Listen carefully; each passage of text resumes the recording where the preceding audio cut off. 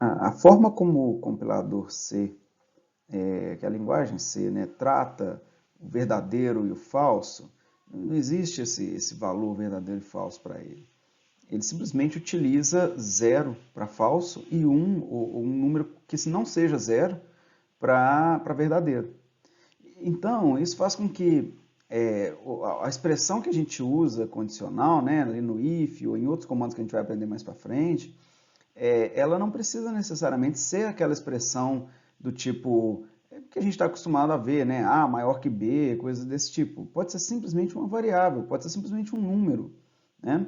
Se você colocar o valor zero, vamos supor, if zero, jamais aqueles comandos que estão ali dentro vão ser executados. Você pode colocar um número ali, né? If 1 significa que sempre vai ser executado. Certo? Então você pode colocar o resultado de uma variável ou o retorno de uma função, quando a gente aprender funções, tudo isso pode ser utilizado como uma condição, não necessariamente você precisa fazer uma expressão. Né? Vou dar uns exemplos aqui.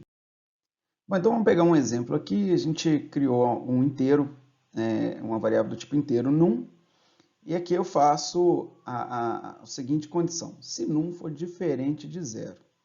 Né? Então, os valores que vão executar essa condição, fazer os comandos desse if serem verdadeiros, seria, vamos supor, um valor aqui 1. Né? 1 é diferente de 0, vai executar os comandos. Né? Na prática, só quando num for 0 é que não vai entrar aqui. Ou seja, qualquer valor que ele assumir, 1, 2, 3, 4, vai fazer ele entrar. Então, na prática, é o mesmo de que dizer se num. Por quê? 1, 2, 3, 4 é a forma como o compilador entende o verdadeiro, certo? Qualquer coisa diferente de zero. Então basta dizer se num e ele vai, quer dizer, se houver valor aqui que não seja zero, ele vai executar. Né? Nessa condição aqui, se num for igual a zero. Né? Então, né, no caso de num ser zero, é que ele vai entrar aqui. Né? Então ele vai executar aqueles comandos. Equivale a negar o num. Né? Vamos supor que o valor dele seja zero, ao colocar, né, essa negação, o resultado dessa condição vai ser um verdadeiro. Né? Só vai ser verdadeiro quando o num for zero, que ele vai ser negado e vai se tornar verdadeiro. Se ele for um número qualquer, 1, 2, 3, 4, 5, ao realizar a negação, ele vai se tornar falso e não vai entrar aqui nessa condição, que é o que a gente queria, né? Só entra quando o num for zero. Né? Então, enfim, a gente pode utilizar resultado de funções que a gente ainda vai aprender, a gente pode executar, não precisa ser aquela expressão convencional, é esse o ponto aqui desse slide. Há ainda aqui um comando, né, que é a expressão condicional, né, interrogação e dois pontos, né, que esse operador ele é utilizado quando a gente tem um if e um else, e a gente vai fazer uma atribuição na mesma variável como resultado da execução do if ou do else. Eu vou mostrar com um exemplo que vai ficar mais claro. Né? Se eu tenho aqui a expressão se A for maior que B, então eu vou colocar no B o valor menos 150. Se não, quer dizer, né, caso contrário aqui, eu vou colocar no B 150. Repara que houve uma atribuição à variável B em ambos os casos, porém com valores diferentes. A forma de fazer isso de uma maneira simplificada usando esse operador, né, interrogação, é a seguinte, você faz B é igual a, e aí você pergunta, né, A maior que B? Se for maior que B, o B vai receber 150. Se não, vai receber, desculpa, o B vai receber menos 150. Se não, o B vai receber 150. Tá vendo? É a mesma ideia daqui, é uma simplificação do if e else. Né? B é atribuído, o resultado, primeiro a gente faz uma pergunta, A maior que B? A maior que zero? Né? Se o resultado for positivo, eu vou atribuir menos 150, que é a mesma pergunta que eu fiz aqui. Se não, eu vou atribuir 150, que é esse resultado aqui. Então, ela é uma específica, ela só funciona quando a gente tem resultado, né? Só faz sentido quando a gente tem resultado de atribuição. Né? Assim, a gente vai atribuir sempre a mesma variável e tal. Você pode virar uma linha aqui. Tá? Então, vamos colocar um exercício aqui, para a gente exemplificar. Dado dois números, eu acho que vale a pena fazer em casa, né? Fazer no papel, pensar um pouquinho, dar uma pausa no vídeo e tentar fazer. Mas dado dois números, x e y, retorne o maior na variável z. Né? Então, usando aqui o if e else, vou fazer esse operador ternário, que é o interrogação. Né? Aqui a solução, eu tenho, primeiro eu estou lendo os valores, né? X aqui, estou usando o scanf, salvando no X, estou usando o print aqui para digite o valor de Y e vem com o scanf e coloco no Y. Né? Então eu tenho os dois valores de X e de Y lidos. X é a mesma expressão que a gente usou aqui para explicar o comando. Né? Se X for maior que Y, Z vai receber X. Se não, Z vai receber Y. E aqui eu imprimo, né? Maior é igual a Z. Bom, fazendo aqui com esse operador ternário, né? Eu vou ler o X e o Y.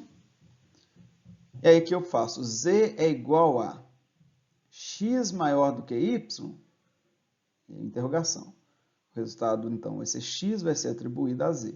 Se não, vai ser o Y atribuído a Z. Tá vendo? Aí que vale a mesma coisa que a gente fez aqui, de uma maneira mais simplificada. Tá? Então, é opcional, né? Usar isso aqui. Tá? É uma opção apenas a mais. Bom, então esse operador ele é limitado. Ele não é não é uma coisa que a gente usa demais. Ele tem alguns casos em que ele simplifica alguma situação. Não precisa não colocar aquele monte de if else para fazer uma coisa razoavelmente simples. Né? Aqui um caso é o de fazer um contador circular. Né? É aquele contador que, vamos supor, a gente vai pôr um limite para ele vai de 0 a 3, mas na hora que você tiver que incrementar, ele for ultrapassar aquele valor, você vai voltar a contar do zero. Né? Então, aqui é uma forma de fazer. Ó. Você vai atribuir ao próprio índice, né? Index aqui, né? Ele é igual a... Aí eu pergunto, ele é igual... ele já, né? Repara, aqui é a atribuição, aqui é uma comparação, tá? 2 igual, né? Então, index é igual a 3, né? É a pergunta que eu faço. Se for, então atribui 0, certo? Se não for, incrementa o index. Então, ele vai incrementando, na hora que ele chega em 3, ele retorna ao 0, certo? O valor é atribuído novamente a 0.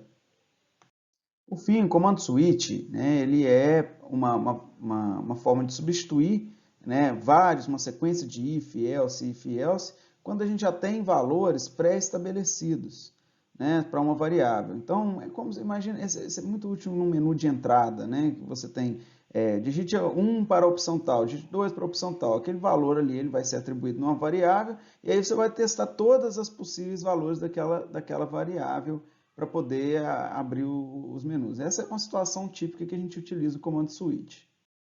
Né?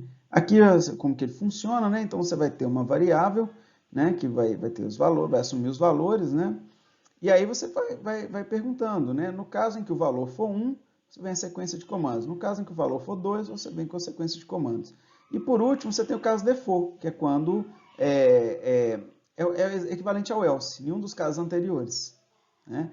Repara que a gente tem aqui o comando break. O comando break ele é necessário para que não entre nos casos seguintes. Você execute esses comandos e saia dessa execução.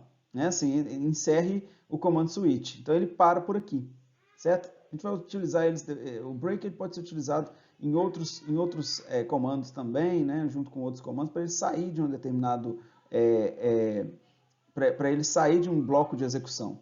A gente vai ver isso mais à frente, mas aqui ele é muito útil, porque se você não colocar o break, ele vai passar para o caso seguinte e vai executar os comandos que estão aqui. Então, é a forma de você definir o escopo, aonde você vai parar por aqui, ao executar esses comandos, você vai sair daqui. Aqui um exemplo de aplicação do comando switch. Né? Então, a gente cria aqui uma variável do tipo char, né? Chamada ch. E aqui eu uso o comando getChar, para poder ler um caractere do teclado que vai ser salvo na variável ch. Então, os possíveis valores que essa variável ch podem assumir, a gente vai tentar enumerar eles caso a caso aqui. Se a pessoa digitou um ponto, né, ele vai imprimir a palavra ponto. E tem um break, tá vendo? Que é para poder não entrar em mais nenhum dos casos abaixo. Né? Então, se for uma vírgula, ele vai imprimir vírgula, se for 2 pontos, vai imprimir 2 pontos, se for um ponto e vírgula, ele vai imprimir um ponto e vírgula, novamente tem um break no final de cada um deles. O caso default, quer dizer, não é uma pontuação, não é nenhum desses aqui. com isso está tudo coberto. Se a pessoa digitar o número 9, se ela digitar a letra A, se ela, qualquer outra coisa, ele vai falar, não é uma pontuação. Né? Que é o caso do else, a mesma coisa do else, né? Nenhum dos casos anteriores. Bom, aqui um fluxograma, né? Então a gente tem a leitura da variável, né? A leitura do teclado, né? O valor é salvo na variável CH, e o switch, então, começa a sequência de testes, né? Sobre o valor da variável. Né? Se o valor que está no CH for igual ao ponto, então ele vai ir para cá, o fluxo vira esse, e depois ele desce, e vai para o final do programa. Né? Se não for, né, ele testa aqui agora, ponto e vírgula, ou vírgula. Se não for, ele testa aqui, se não for, ele testa aqui. Né? Até que caia no caso do default se não for nenhum dos alternativos em cima. Então ele não entra para cá, a não ser que o caractere aqui seja igual ao valor da variável. Né?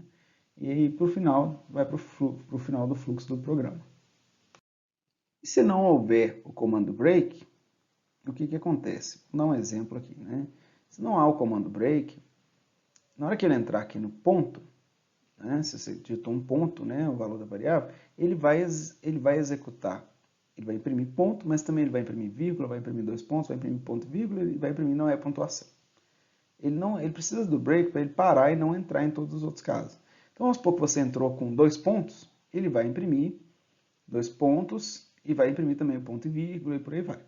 Então é isso que acontece se você esquecer do break. Veja como que é um fluxograma no caso em que você não tem o break. Né? Então a variável é comparada aqui, se ela for igual, ela entra nesse caso. Repara que agora, ao entrar num caso, ela não vai para o fim, ela segue para o caso de baixo. Né?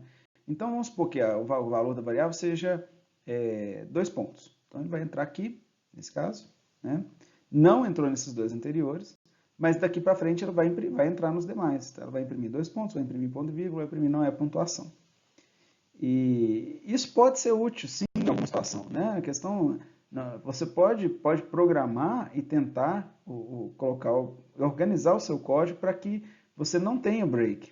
Né? Mas, na maior parte dos casos, a gente quer tratar essa situação de executar apenas um dos casos. Né? Então, é importante não esquecer o break nesses casos. Mas é possível, ele é uma opção. Você pode não colocá-lo dependendo do que você está querendo desenvolver no seu código. Aqui mais um exemplo do comando switch sem o uso do break, para a gente ver o que vai ser impresso, uma variável inteira aqui, do tipo int, né, variável num, e aí eu coloco ela no switch, e no caso em que o valor da variável é 0, vai ser impresso 0, 1, 2, 3, 4, 5, 6, 7, 8, 9. Tá vendo? Se ele entrar no caso 1, como não tem um break, ele vai imprimir todos os abaixo. Se ele entrar no caso 3, ele vai imprimir todos os abaixo. Tá vendo? Eu coloquei em comentário aqui o que vai ser impresso. Então, dependendo da aplicação que você for desenvolver, pode até ser útil, mas muitas vezes isso é esquecido e acaba gerando erro.